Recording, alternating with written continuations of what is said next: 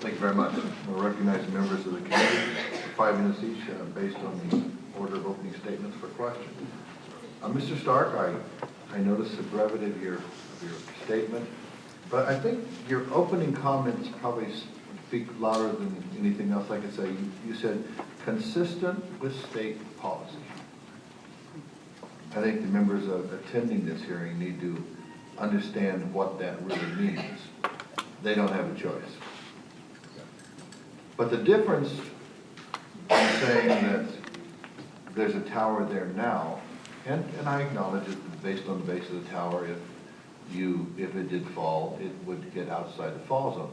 But there's a difference between a tower hitting my rear wall than there is falling on my home, ending up in my front yard. And I think you recognize that. I know you're stuck, there's not much you can say. But yes, the original tower might fall outside of the easement, and I might lose my rear fence. But I didn't lose my house. And it doesn't stare at me in my front yard from my people across the street to see it hit. So that is there's a huge difference in my opinion. 75 versus 200 is enormous. I'd like to ask you what led to the final determination to have these power lines located near the homes in Chino Hills? Was it the state mandate? I mean, do you think you would be putting a 200-foot tower there right now if the state had not mandated that you bring the power from the Hatchby? That's a pretty simple question. Well, Congressman Miller, the state adopted the 33% RPS standard. Oh, I know that. And I'm saying, had they not done that, do you really think we'd be putting 200-foot towers out there right now? I mean, you aren't really using the 75-footers. Please understand that this line, while it's required to deliver the renewable energy out of the Tehachapi area, this line is also needed to provide additional reliability to the grid. I think if you take a look at the record, we have a transmission, it's not a shortage so much, but we've got some limits coming from our South Belugo system down the Cajon Pass. And by putting in this additional double circuit 500,000 volt line, that additional wire in the air provides, a better reliability. I recall back in the late 90s, we discussed the cost of wind-generated power versus the cost of nuclear and other powers and how much more expensive it was. And Southern California Edison is a business.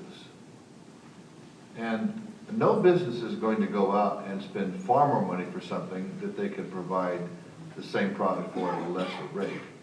So to assume that you would be doing this, I know you're in a very bad position. I wouldn't want to be in your chair right now. Because you've got those people in Sacramento listening to those people talk from Washington. That puts you in a very bad situation. So you don't really want to necessarily sit out there and say, the suckers made me do it. That's rather crude, but they made you do it. And that's a fact of life, and it's really sad when I talked about unfunded mandates. It reminds me of what we did.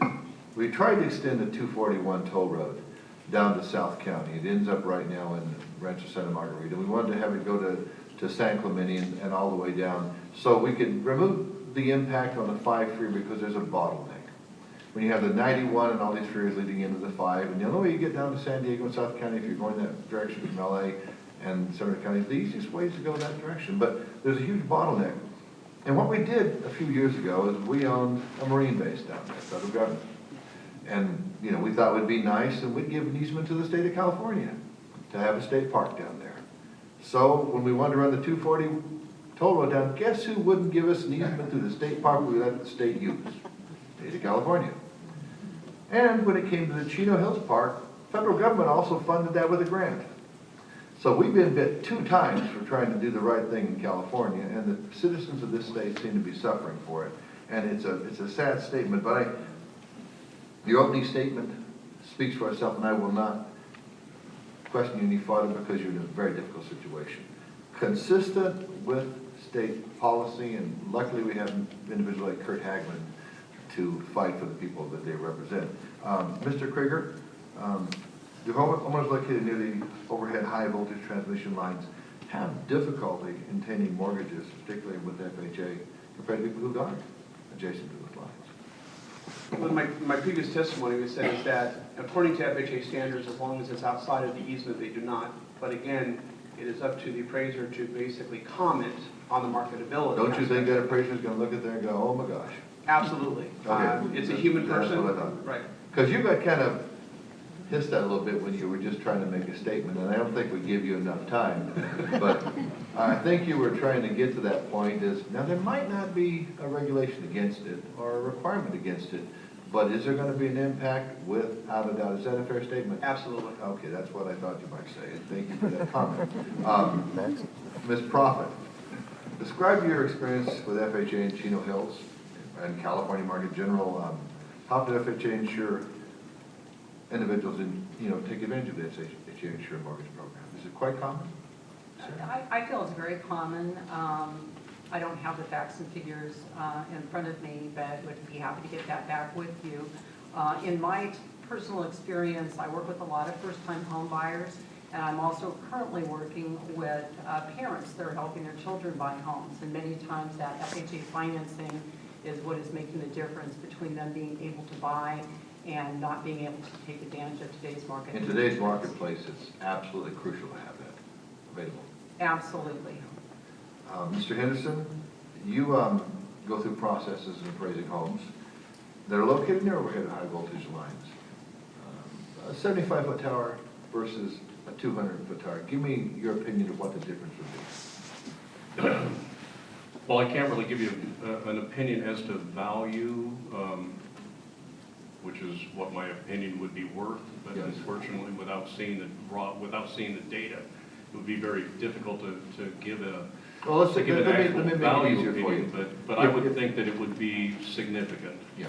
If you went out to appraise a home and you looked at a 150-foot right of way and there's a 75-foot tower back there, it's going to fall pretty much. The top of it might hit on the back, but it's pretty much going to be where it's at. And everybody knew that tower was there when they bought. And people coming in to buy probably have peace of mind in their backyard. There's nobody looking over their fence, but the tower's in a safe distance. But when you go back there and look and you think there's a 200-foot monster staring at you, would that influence your appraisal in any way, do you think? It would, yes, and let me try to, I got more than a minute, right? Go right ahead. I was the chair last time I came, so we're good. Okay. It would cause me to do more diligence on looking at the market to determine what the effect would be on that, probably more so than a 75-foot tower. I would do more research to see what the impact would be. I think any responsible appraiser would do that. As far as what the number would be, that I have no idea. But it would, obviously, it would be, and it would probably be more prominent in my report than it might be if it's a 75-foot tower. I'm going to tell somebody that it's there. I'm going to show them in photographs that it's there so that they're aware of it. I think that Congressman Royce did it. Thank you. I was going to ask Mr. Stark a question. Many, I think, have noted that under the current law, transmission lines, and we had that whole discussion that I brought up about the precedent of basically expanding an easement over the original 150-foot easement, or utilizing that 150-foot easement.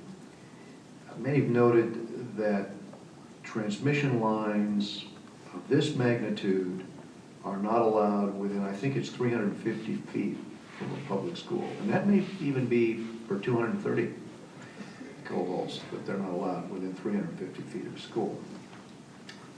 Is there conclusive evidence disproving any potential health risk? Well, Congressman, you mentioned the Department of Education's guidelines, that there's no mandate that schools need to be set back 350 feet away from a power line. They're merely advisory, okay? And in fact, schools that do have sites that are near power lines are allowed to construct their schools there, but there are requirements that they have to go off and file electromagnetic field mitigation plans related to it, but there's no prohibition. I I must have misread that in terms of the requirements.